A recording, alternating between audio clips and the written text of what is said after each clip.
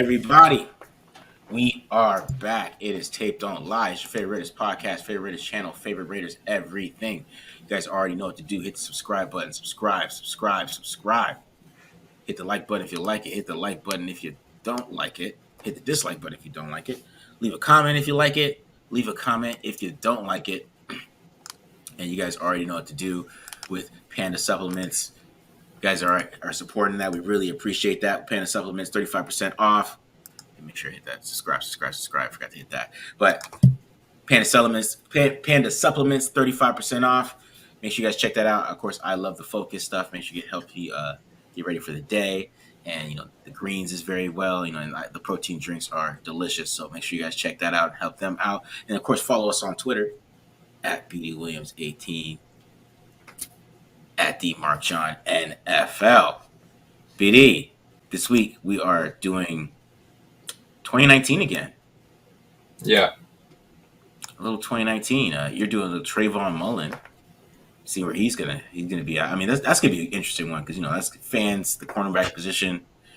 Is he ready to be good, or is he good? Like, there's so many question marks because he got hurt last year. Right. But he was playing pretty well before he got hurt, correct? Trayvon Mullen was definitely competitive, but it was like the first 3 weeks of the season where he had full games. He came back. He got injured in week 4. He only played 6 snaps. He came back for week 13 against Kansas City. Got torched. Terrible game for him. And that was it. They just iced him after that, basically. Like, well, I mean, it was good try.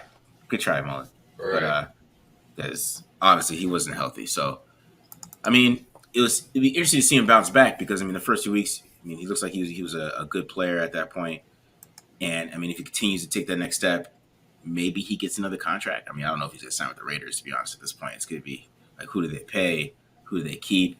The next couple of years is going to be interesting what they do with that, especially if some of these linemen get good. So, right. they got to think about a lot of those things. Even though some of those younger guys are, the Leatherwoods, he's not going to have to deal with the contract for a while, or even Parham, or even Simpson, or anybody, or Miller already's got paid, so they don't have to worry about it too much. They got the offense paid over there. They probably could focus on defense a lot more to pay some of these guys, and maybe that was a strategy a little bit. But they could work that out, keep the defense fresh, hold some of these guys down. But maybe if Trayvon Mullen balls or Jonathan Abram, they might get a second contract. You never know. The Raiders might have the money for it. Yeah, we'll see. Corner money, it's going to be probably a little higher, if Trayvon Mullen plays to the point where he needs to play to get a second contract, probably be a little more expensive than Abram. But, because Abram, even if he's just like, okay, you could bring him on as like a role player or something like that, Mm-hmm. you can keep him around. But corners tend to want to go to a team where they have a chance to start. So. Yeah. If Trayvon Mullen still has a chance to start, even with his career, what kind of season would he have to be to get J.C. Jackson money? J.C. Jackson barely got $16 million, right? And he had back-to-back 8 interception seasons. But you watch it. Crazy to me. I don't understand. To me, you watch his tape and it makes sense to me. I would have been like, how much you want? I know when the ball comes your way, you pick it off, but it sucks. But it sucks because these wide receivers are so good in the NFL and everything like that. So you're gonna have bad reps, you're gonna get beat. So you can only do so much. It's not like these guys are all Darrell Revis, where it's 100% of the reps are competitive the entire year. Come on, that's asking too much, obviously. But kind of my point is if he's not that good at man-to-man though, so he's. I don't know the chart. Whatever. I don't want to talk about the Chargers too much, but he's a man-to-man guy. He's not the greatest. He's a good man-to-man corner, right? But he can be beat. Obviously, the good wide receivers, they eat him up. The good ones, he doesn't shut down those guys. He a little average, maybe Keenan Coles. He's putting his long arms on him, but Keenan Allen was eating him up. Keenan Allen looked like he was 2016 Keenan Allen when he was going against him. So, I think with those type of corners is I don't know if that premium's going to go down because they can hide them so much with zone. In my opinion, that Right. maybe the premium of them might go down. You might get Trayvon Mullen back cheaper, like a 10 million maybe, which isn't a hard or a high price for a cornerback right now. So if he has, this is all if he has a good year though. But I mean, the main guy, Josh Jacobs, you want to talk about the first rounder, the the guy who didn't get his option. They didn't want to give him 8 million for sure, guaranteed, right? And I think it's mostly Right. injury. So I think Josh Jacobs is a top 10 running back, in the NFL. I don't think there's 10 running backs better than Josh Jacobs. I'm sorry. I don't agree with that. I mean, he's one of the best pure runners in the NFL. If he could catch the football, he would be a better running back. And that's basically his main problem. What keeps him from being one of the better runners. And I think last year he just stopped trusting the line. He wanted to do too much. And at the end of the year, he started to trust the line, get better at power runs. Yeah. I'm kind of excited, man, about his future. He didn't get his contract yet. This is a contract year, guys. He's playing for Right. dough. He's playing for Playing for dough. They drafted a young back. Like, look, we got a contingency plan. If it doesn't work out here, I completely agree with you. Yeah, He's gonna be run with a lot of fire, but at the same time, for me, I don't have any question marks about Josh Jacobs. He's a violent runner. He punishes defenses. Okay.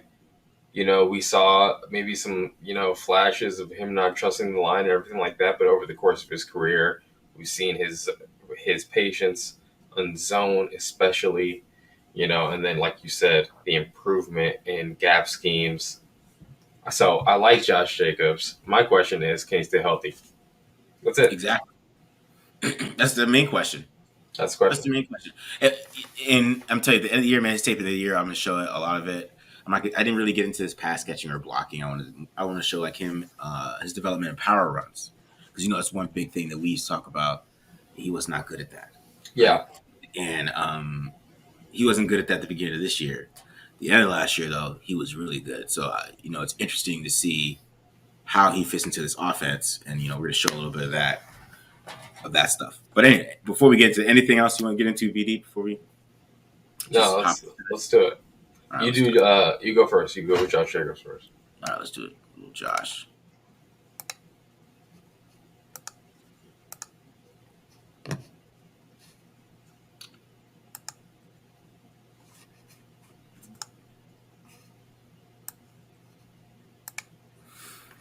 All right, so Josh Jacobs.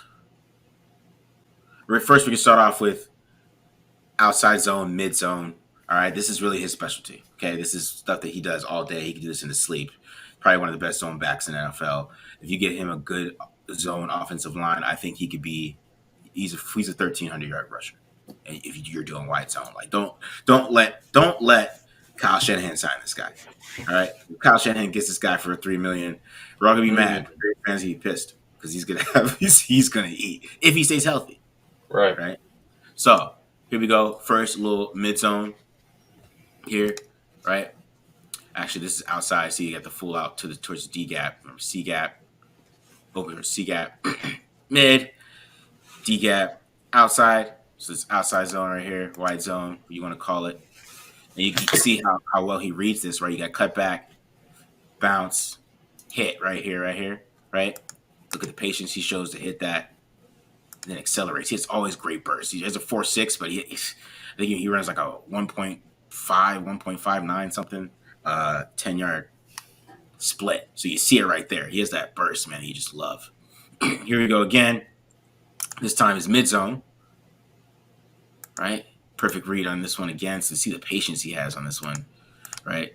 He knows it's going to close. Leatherwood pushing this way, so he can't go that way. So he waits and then squeezes, right?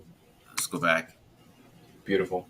Right? It's mid zone, right? So patience, sets it up. Because even setting up, if you watch his eyes, he's setting up this linebacker back here. Good job by James getting there. I mean, you want James to get a little more, get a pancake there. I mean, get some more yards, but that's what you want. So, I mean, that's where he gets really special, is the mid zone type of stuff. Now, and I think this is mid zone by the way he opens, but no, it's Tom Cable. I don't know what these guys are doing. This is mid zone, I think. Right, but this is where you see his ability just to create too, which I think is something that Josh Jacobs, we lose a lot with Josh, is his ability to create, man. Right, this is not good. This is not a good run, not a good block. Everybody's losing. Right, look, he bounce it, makes something out of happen, nothing. Makes 24 miss up an open field. Boom, turns to a big run. It's the burst that he has. So it's yeah, he doesn't have the long speed, man, but does he have that burst? Right. Right. So here we go. Again, a little more mid zone. This is another one I really like here. See it again, mid zone. See Grover Stewart's coming through, right? Well, it looks like he was. A good job by James to reset. See, that's a pretty good job by James right there. But he knew this time he just hit it, right? He was able to read this one quickly, right? He didn't hesitate. He just hit it. He knew right where to go. He didn't have to bounce. He didn't have to come back. Boom. I'm hitting it really quick. Boom. Just getting skinny. Make it tough to tackle right there. Good tackle by who's that? Odom. That's a good tackle. This is taped on live where we admire the other team does. Here we go.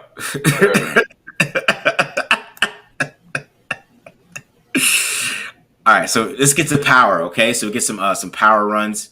This one is your classic kind of wham run, right? Power, we get some pull, and we're going to get a wham block from Moreau. This is something the Josh McDaniels likes to do in his offense. A lot of whams and pulls and powers. And we're going to see some really good patience from Josh Jacobs here, right? So, I mean, he probably could just hit right here. Just went straight. I mean, that's kind of where he's supposed to go, kind of. Right, just hit it, follow right behind Simpson. But he does a good job setting up that block, letting Moreau get his block, then cuts it back inside, finds another hole right there, gets 6 or 7. Because he wouldn't have got 6 or 7 if he just cut, right? If he just went right where Simpson went. Maybe if he's a fast guy, but he's not a fast guy, right? He's got burst. He's a good job right there. Boom, send it up, getting a cut back. But that's what you want from a power run. That's what you want, right? Being decisive power runs. So here we go. This is against the Bears. This is week 5, right? Against the Bears. He's got a long trap, power O. Some people call it, West Coast offense call it long trap. We got Alec Ingold out there, right? But you see him have more patience here. Doesn't really try to run through here really quick. And then you see the burst coming out. So watch it one more time. Then he bursts. Boom. Break tackle. Get 6, right? 6 or 7, right? Here we go. And then, like I said, the ability to make people miss. So we get another power run here, right? But 98 does a great job here. He recognizes it right away. This is a veteran play. Oh, let me meet you right in the hole. But Josh Jacobs spins off, gets 3 or 4. That ability to create. And then, of course, in the red zone is where, we see him getting a lot better. And here's another power run. A couple years ago, 2020, he was terrible in the red zone. I mean, I didn't even know the numbers. I'm not going to try to think about them, but they're bad. They're like 5 of 19 inside the 10, something like that. Not good. Need more touchdowns, right? Very good this year. Just not enough running. So hopefully we get some more runs here. Right here, being decisive with power again. So I'm saying he had a pretty good year with power last year. Pretty good year. Decisive, boom, hit that cut. I think he's hurt here. He's a little weak. It's not another same burst. And that really comes back to health. But here we go once again. More power. And this is what I like about him now being better in the red zone. Last year, I mean, when they got inside the 5 and they gave him the ball, it was a chance he was going to score a touchdown. And Right. We didn't see a lot more bouncing like we did before. So he bounces. He like a couple years ago, he probably just keeps trying to bounce this, right? And 49 just kind of meets him in the outside and just maybe try to beat him. But instead, he uses his pads. This is one of my favorite runs by him, right? 49, you are going to tackle me. And we're going to play man-on-man football. Oklahoma drill. Right? Nope, you ain't going to tackle me. Touchdown. Look where he ends up. You ain't tackling me. That's what I'm saying. He needs to play behind his pads in the red zone, and I think that's a big factor that he was missing before. And I think he has the mentality back. You see here on the counter run in the red zone, good patience again. Look at that. Sets it up. He sees the hole. Great vision. Right there, touchdown. Beautiful. Here we go once again. Inside split zone, right? Split zone is something he does really, really well too. He's a great split zone runner. I think they have to implement that, and this is just a great run. Let's just watch this. Let's just watch the run first. It's just amazing.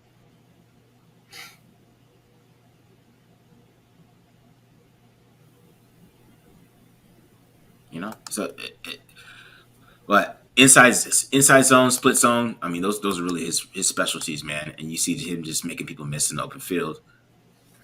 I mean, he's a talented back, man. It's just he's just not a 3-down back.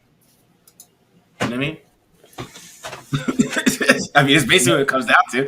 He's not a 3-down back. Not a 3-down back. Not a 3-down back. 2 downs. Let's go. That 3rd down. Yeah. Let's go ahead. Maybe Zamir White develops into a better 3-down back. We don't know if he can catch. We know he can block. I don't know if he can catch or he can't run a route. He can block though. Right? But do they need running backs? It takes time. It takes time to develop that. You know. Okay, circle AP. One thing that really flashed with me is Jacobs. Okay, you know, we talk about his burst. So what does that mean? Because he's not a burner. He's not a speed guy, not a fast guy, right? To me, that really jumped off the tape was his lateral agility, like his ability to make these explosive like cuts, just really powerful side to side, right? He's like you know, appearing and he's like teleporting from one place to the other laterally, you know? Yeah. So yeah, like he's not the fastest guy. He's not a home run hitter. Completely agree with you. I'll take his skill set over a guy like Kenyon Drake, who is a home run hitter. I'll take it. You know, Josh Jacobs any day of the week, you know, because of that ability just to side to side explosiveness and his ability to finish those pads. Love that about him. It's a very violent pinball style of playing running back, right? Mm-hmm. It's very exciting when it's successful. And if he can continue to be like more efficient, you know, I think we'll see a great Josh Jacobs, but more efficient means more touches, more violent contacts, more violent cuts. How are his joints? How are his shoulders? All that. How is that going to hold up? Hopefully a guy like Zamir White can poach some of his touches. Sorry if you already drafted Josh Jacobs in your fantasy league and you don't like me saying that, right? But for the Ravens, everybody, it is your boy Marcus Johnson. We are back. We got another brand that is working with us that we want you guys to support. So check this out. He's a Raiders fan, the owner as well. Panda Supplements. We got discount code 35% off. Discount code TDL for 35% off. Now, what is Panda Supplements? Panda Supplements is your typical nutritional supplements with a lot of different flavor because everything is natural, right? So you're getting you get the proteins, you got the green drinks, you got the pre-workouts, whatever you want, we got that with Panda Supplements. So make sure you check this out. One of my favorite ones, the Sleepy supplement. This one helps me get some sleep because I don't sleep doing these films. I'm not gonna lie to you guys. I do these all night. So I need some help getting to sleep. I hate my Panda Supplements. One of my other favorite ones right here is the greens, right? The green superfood. Get you some immune boosts, right? You know what I mean? Laser focused, digestive enzymes, you know what I'm saying? Help everything get better down here as well. So, you know, it's a whole lot of things. We got some focus as well. So go ahead, check out the website. Like I said, Panda Supplements, discount code TDL for 35% off. Check it out. All right, we're back, guys. I had a little camera issues there. Camera just decided to spaz out on us, but it's all right. We're okay. We're back. That's perfect. See, that's why we got commercial breaks. That's why we got Panda Supplements, 35% off. BD, we're going over Trayvon Mullen from Clemson. So, you know, go ahead, maybe hit that tape. Let us know what we're looking at and what the fans can look forward to for this season. with Trayvon Mullen? All right, cool. So first of all, I'm a fan of Trayvon Mullen's game. I like how competitive he is in press man coverage. I would have some question marks with the kind of defender he could be in zone coverage. And we touched on it earlier in the episode. He only played 3 full games in the beginning of the year, 1 game in the middle of the season. So 4 games of tape for him in 2021. And there were glimpses in the beginning of the season of him taking those steps in zone coverage to be excited about. So I'm going to go ahead. Let me share my screen here. Let's get going on this. All right. So first things first, Trayvon Mullen, bottom of the screen. We're in cover. This is 2021, week 2. We're playing cover 3. He's in zone. Chase Claypool, and he's going to execute what's called a bail technique here, where he's in zone. He's going to show press in the beginning of the rep, and then he's going to just bail. He's going to sit on the fade. So we're just going to bail, stay on top of the receiver.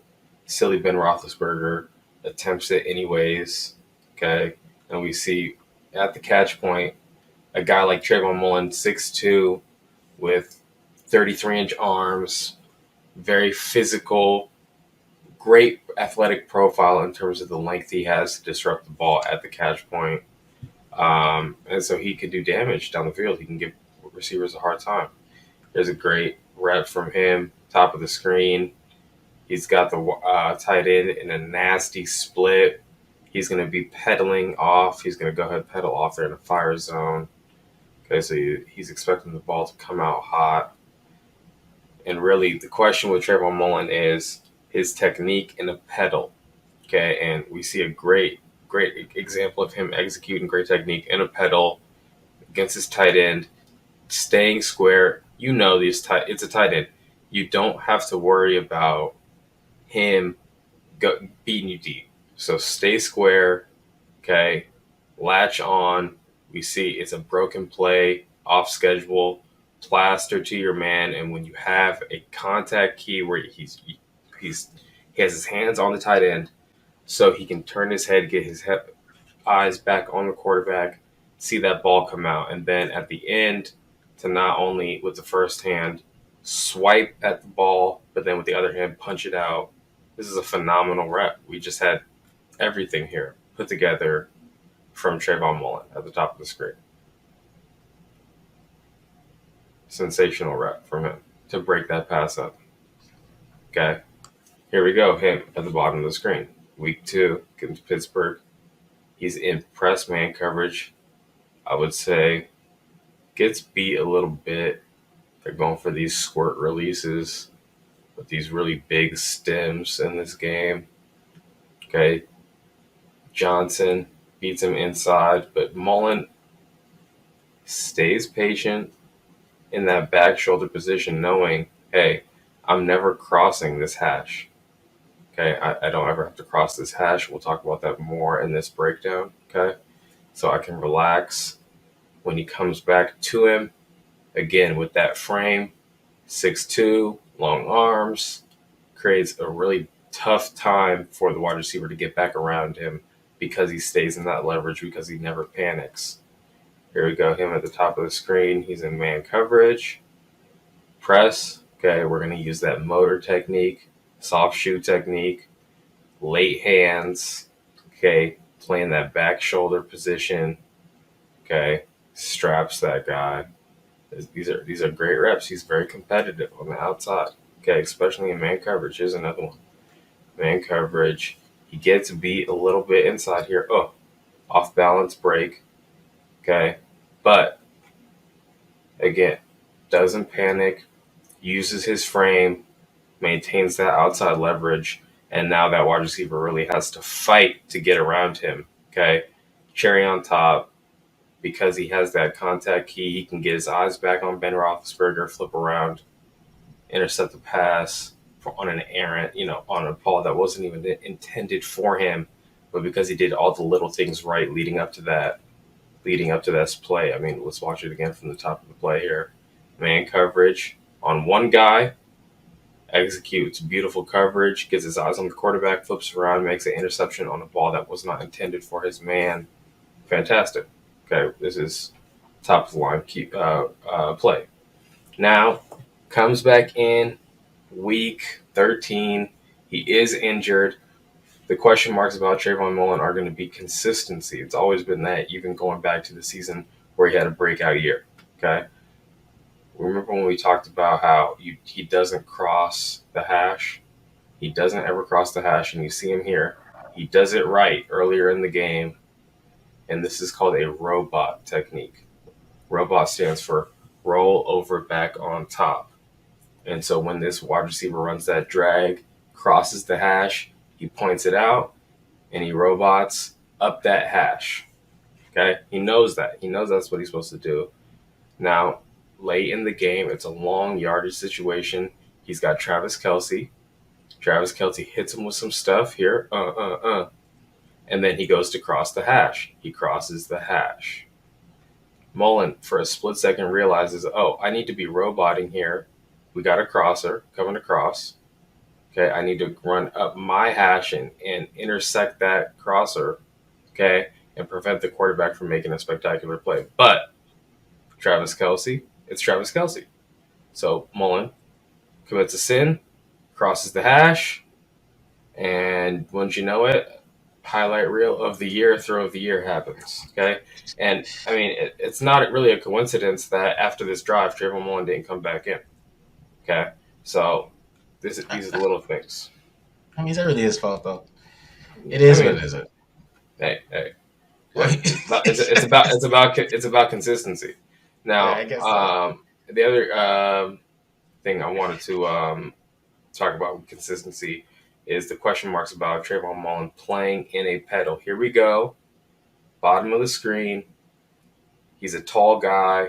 He's always going to be high up in his pedal. I think that he's leaning too far back. I think he needs to be up more forward. Okay, and he's taking these big steps. I want much shorter steps. And we see it here. Oh, slips out of his break. Gives up a catch for a first down. Okay, here we go. Bottom of the screen. Okay, pedal. Okay, we're pedaling. We're taking real big steps. It's a huge break step. Oh, gets beat on a double move. Thank goodness this ball was underthrown. Yeah, he's late too. Yeah, late ball. Yeah, could have done a lot more damage. Okay, so I still have questions about Trayvon Mullen's ability to play in a pedal, not against tight ends. Okay, another question mark I have about him. Here we go. Bottom of the screen. He's in man coverage. Okay, he's playing the back shoulder. Okay, at the sticks. He's playing the sticks in that back shoulder position. Straps Deontay Johnson. Later on in the drive, knowing that's the technique that he's using. Okay, watch him again. Execute the same thing. Okay, here we go. Step, soft shoe, late hands, back shoulder position. He's playing the sticks. Look where the sticks are.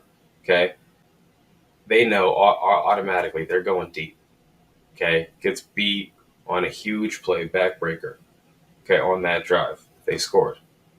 Okay, so he's got to do a better job playing the chess match at the line of scrimmage, knowing you can't go out there throwing the same pitch every time in the majors, right? Okay, we got to see Trayvon Mullen take that step in his growth if he wants to, be as competitive as he possibly can be in the NFL playing on the perimeter.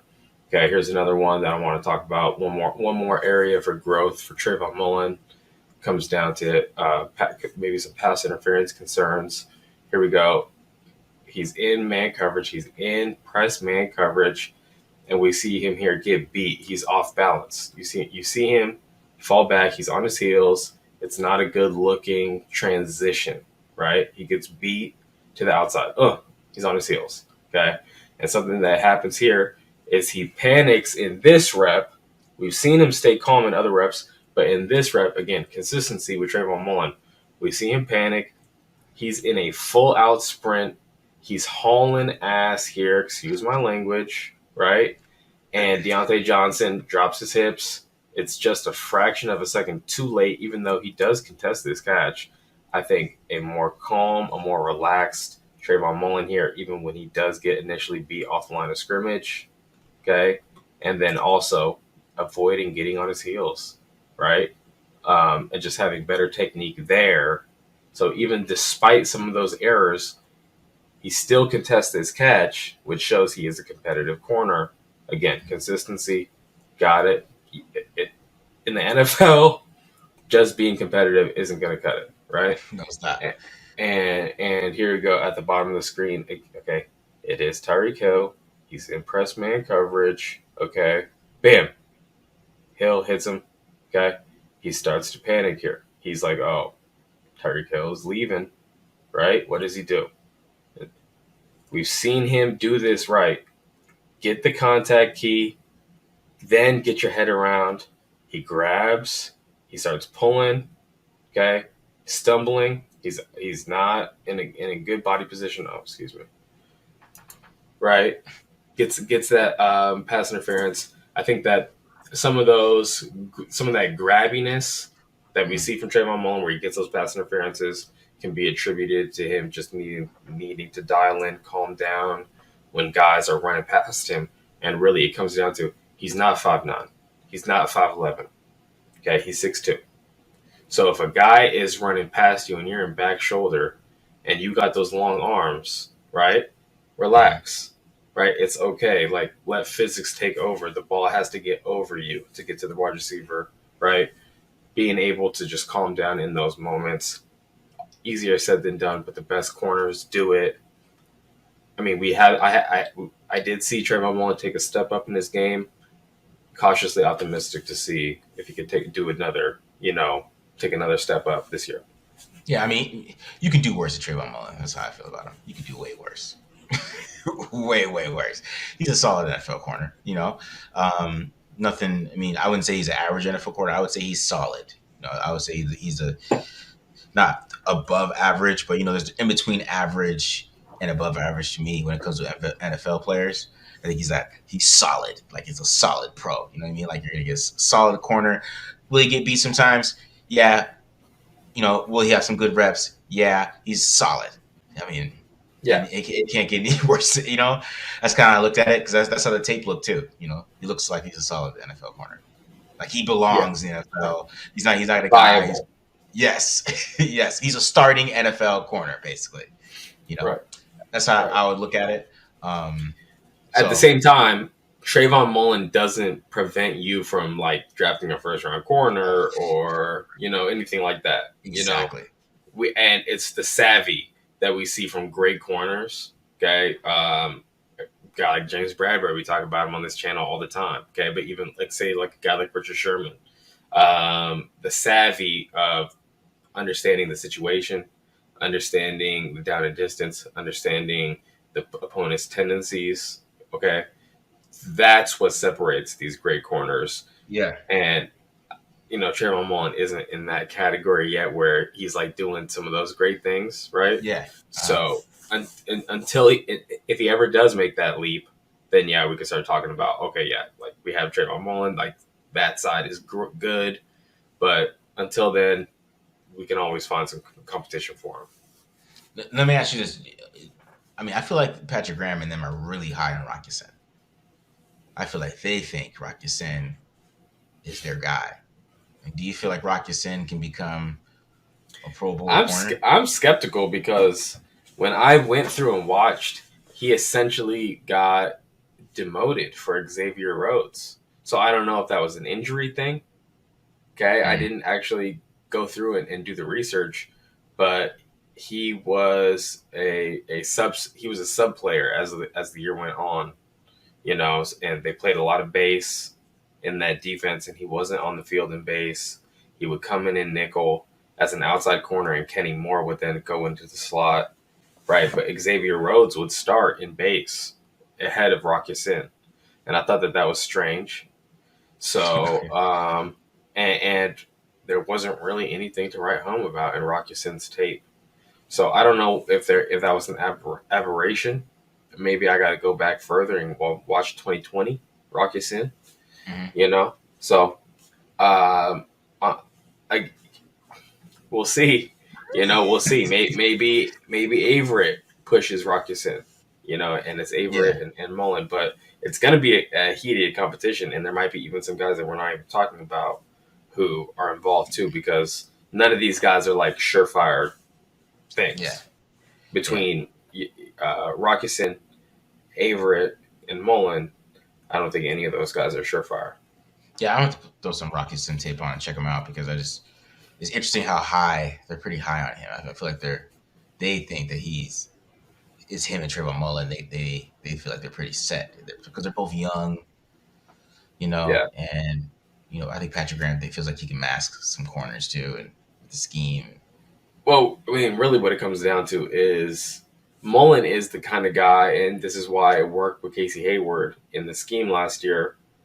Casey Hayward would go to the passing strength that side of the field that had the most receivers. He would play zone. He would do what he Mm-hmm. does best. Trayvon Mullen would be on the backside playing man, right? And Mm-hmm. that's how the majority of the NFL works. You play zone on the front side, you play man on the backside. Okay. Yeah. Mullen is going to continue to play man on the backside. It doesn't matter what scheme he's in. That's what he would do, right? Okay. Yeah. And then Rogerson is going to be that zone corner. Okay. And they like to play cover two. I just put out a cover three tape, right? Or I'm sorry. I just put out a cover three breakdown for Patrick Graham's cover three that he has run over the years in with the Giants over the last couple of years with the Giants. So I just did that breakdown. But Patrick Graham runs a lot of cover two, so Rocky Sin is going to be in that role, and I think that it's not that they're necessarily so high on him, right? I think it's more like this is the plan he's going to start. Yeah. All right. All right, man. You know. I mean, if he gets that contract week 6, man, I'm just be like, I'm gonna come back to this when you say they were that high at him. I'm saying Okay, hey, look, if he gets that contract week 6, I better be he's a baller, raving right? about him. I better be going nuts. I'm just joking. All right. Week 6, Yeah, week that's 6. generous. Hey, man, it's like leading I'd the be league in surprised. interceptions. With PFF, give him a 65 grade or something because he leads the league in interceptions. Yeah. Right. Interceptions aren't good. Right. Don't get interceptions. Get knockdowns. Play good. Play volleyball out there. Volleyball. All right. Anyways, guys, sorry. You got anything else, BD? Anything else today? You guys want to talk about? Yeah, I mean, as far as like Josh Jacobs goes, we talked about that. We talked about Trayvon Mullen. Is there any news with the Raiders? I know. No, I don't think there's any news, right? No. We talked about Ndamukong Suh potentially coming over. There's been no traction, no word on that. Yeah. Again, at this point, why show up? Yeah, you got to go to OTAs and all this stuff to know your team. Screw that. If you're a veteran, wait until training camp is like almost over. Okay, Preseason like game 3, bro. right. If you're a veteran, take like the first like 4 weeks of the season to get ramped up into playing shape. Okay, screw all that. Especially D tackle, bro. It's like that's not like No, a position that takes a lot. It's a lot of scheme learning. It's like you know what I mean. You can show up right before the season starts, be ready to go. right. It prolongs your chances. So Yeah. yeah, I expect to see him sign sometime during training camp with the team for sure. All right. Nothing else, man. I definitely appreciate you guys listening. It's Josh Jacobs. We're gonna do, of course, Hunter Renfrow, Max Crosby. We're gonna be doing that, of course. The next 2019, we're gonna finish it off with the big one. I don't know. Mike Mann's not looking that bad right now. But for 2019, he's not looking that bad. 2019 asterisk 2020. 2019 We're not even gonna do it 2020. We can't. Can we even do it 2020? We can't even do it. can't even do one. That's sad as hell. It'd be freaking America's Most Wanted. Come on. Oh man, can't Come even on, do man. 2020, bro. God, Can't even touch it. Tanner Can't- Muse. there's literally not a player left. Is there one? There has to be one. There's not a player left, bro. I don't think so. No. It's not one. It's not a player. Wait, that wasn't John Simpson's year. 2020. No, was it? Oh yeah, it was. He's the only one. It was. He's the one. Yeah, he's the one. He's the lone one. That would be 2020. That's extra content for the channel. Easy. 2020 breakdown. John Simpson, he gets a whole show. The 2020 draft class. No. Actually, we're John doing Simpson. that. We're doing that. You do John Simpson, and we'll talk about all the other guys. Why not? What the heck else are we doing, bro? It's hilarious. It's not hilarious, but it's sad. Sad. Yeah, it's sad. It's sad in real life, but hilarious in football life. So, all right. Anything else? I think we're good. That's it. Football is pretty at the dead period. You know, I'm watching quarterbacks. So I would say this Raider fans. You know, there's 12 like good quarterbacks in the NFL right now, and the Raiders have one of them. So you should just be. It doesn't matter where you rank him. He's one of the 12. That's all I feel. I feel pretty good about it. To be honest, yeah, I feel pretty good about that. He could be Tannehill right now. He's out. You know, Tannehill's not in that 12. He's on the back end. He could be Baker Mayfield. You could be. He could be Baker Mayfield. You could be San Francisco, and you have everything else that you could possibly need, and you have a quarterback problem. Your quarterback's your worst player. See, I know that's their debate. It's like, do they have a quarterback problem, or we just don't like him? We just don't want him to be good. That's the thing with Jimmy G.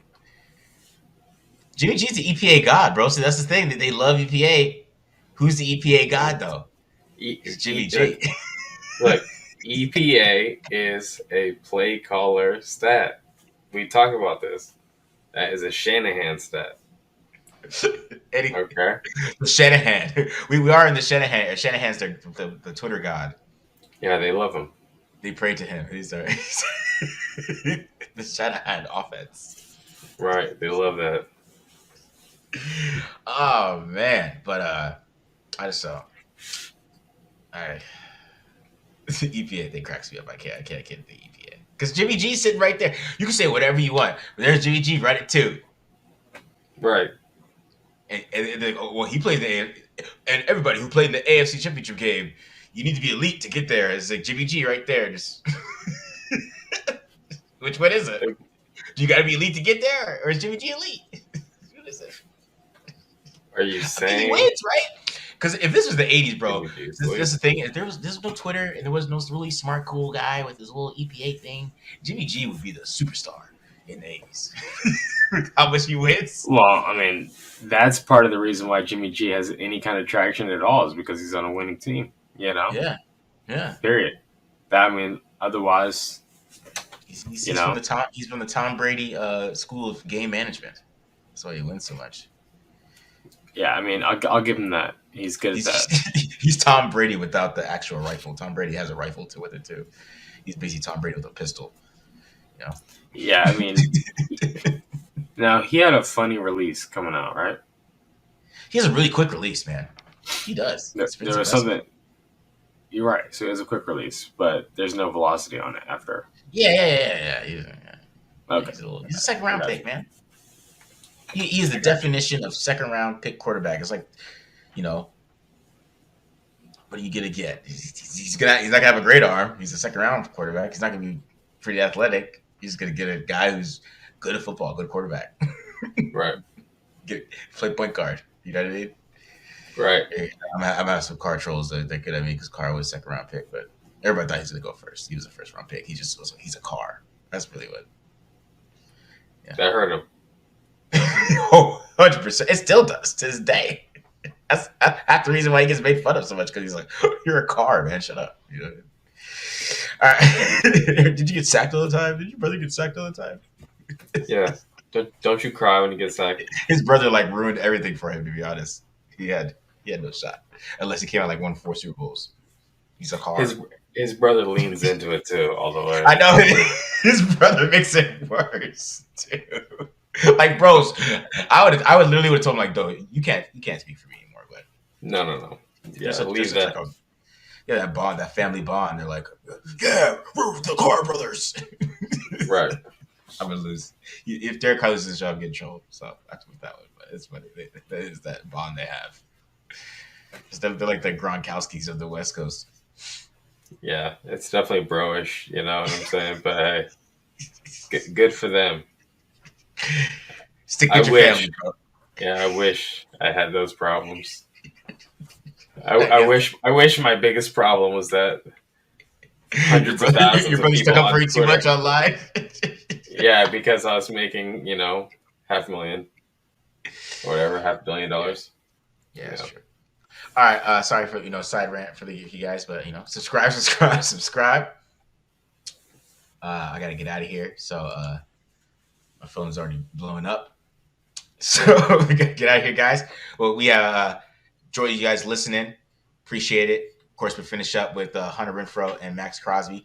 Probably gonna do some other breakdowns too. Get some quarterbacks going. I'm gonna get some quarterback breakdowns up here, guys. And I know for the payers up there, they want to see some quarterbacks. 2020 draft recap coming at you. John Simpson, John Simpson appreciation show coming at you for Right. making it to year 3. We appreciate you, John. We appreciate you. There you go. All right, guys. We're out of here. Peace. That's it.